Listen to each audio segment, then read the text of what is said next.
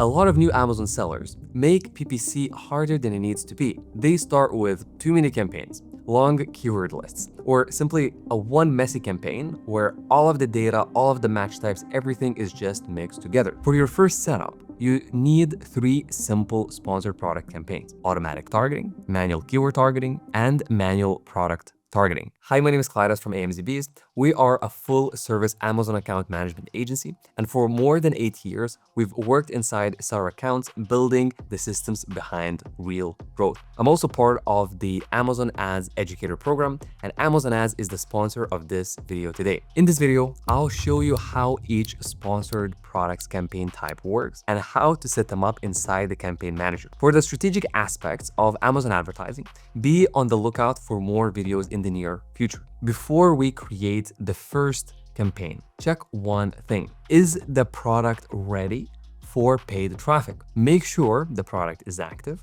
in stock, and clear enough for the shopper to understand quickly. Check the main image, title, bullet points, price, and stock status. If all of these are in place, you can build your first campaign. As your first step, go to your Seller Central account. Then from the menu, choose Advertising, Campaign Manager, and Create Campaign. Then choose Sponsored Products. First, enter your ad group name. For this example, I'll use Auto Linen Sheets. Then you will see placement options like Amazon and Beyond or Amazon Business. For this walkthrough, I'll keep the default option and move to product selection. When you select the product you want to advertise, you choose automatic targeting. With automatic targeting, Amazon can match your ad to shopper searches and product detail pages based on its understanding of your product. You will usually see 2 bidding options: set an automatic bid and set bids by targeting group. Let's choose bids by targeting group because it gives us a bit more control. Here you'll see close match, loose match, substitutes, and complements. A close match is for searches closely related to your product.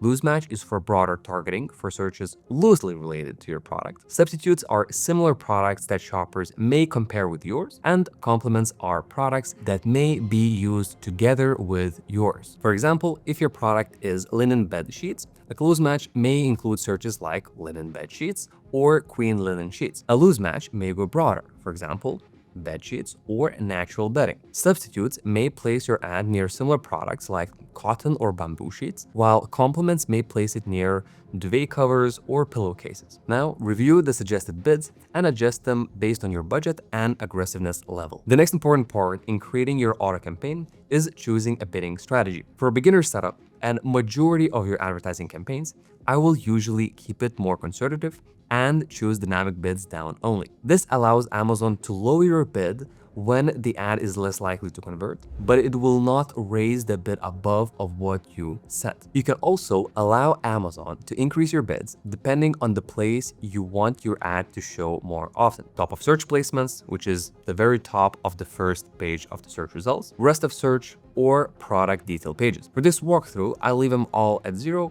and test placement adjustments later. In most cases, top of search placements convert at a higher rate and have better click-through rates. However, they do cost more. We focus on the top of search when our main goal is to rank on the individual keyword phrases. Moving forward, add your campaign name, choose your start date, and decide whether you want an end date. For regular evergreen campaigns, we usually have no end date.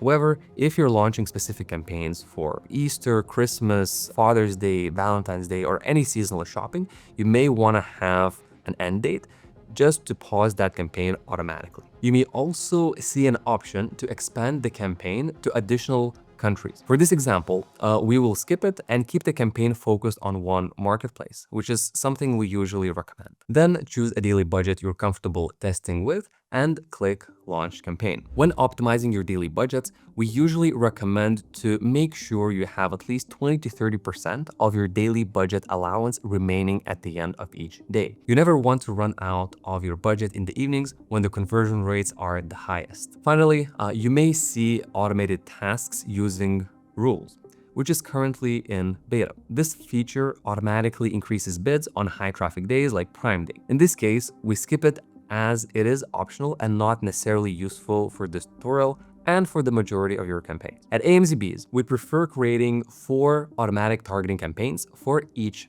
product. Each auto campaign has only one targeting group enabled. This allows us to more easily optimize budgets, placements, and campaign bidding strategies based on our desired outcomes. In larger accounts that have more SKUs, we always create a catch-all auto campaign. This campaign contains all SKUs in the account, targeting all 4 targeting groups with 60 to 80% smaller bids than our cost per click average. The purpose of this campaign is to find all of the cheapest placements and make sure we get those positions. Before we build the next campaign, if this is useful, please like the video and subscribe to the channel. It helps us create more practical Amazon tutorials like this. And as a thank you for doing that, here's a picture of an elephant. The second campaign is manual keyword targeting. Here, you will still start the same way. Create a sponsored products campaign, add your campaign name, select the product, and instead of automatic targeting, choose manual. Once done, Amazon gives you 2 other options: keyword targeting or product targeting. For this example, we choose keyword targeting. Now you're telling Amazon which search terms you want to test. You can start with Amazon suggested keywords inside a campaign manager, or better yet, use tools like Helium 10, Jungle Scout, or Data Dive to find keywords based on search volume, competitor ranking, and relevance. Just don't copy every keyword the tool gives you. That's where many sellers make the campaign messy before it even goes live. Start with the keywords that clearly match your product and the shopper's intent. Long tail and highly specific keyword phrases usually have less competition and higher conversion. The keyword research process should not be underestimated in its importance. For example, if your product is linen bed sheets, you may target terms like linen bed sheets for 200x200, or queen linen sheets, linen sheet sets, or breathable linen sheets. A smaller keyword list is much easier to read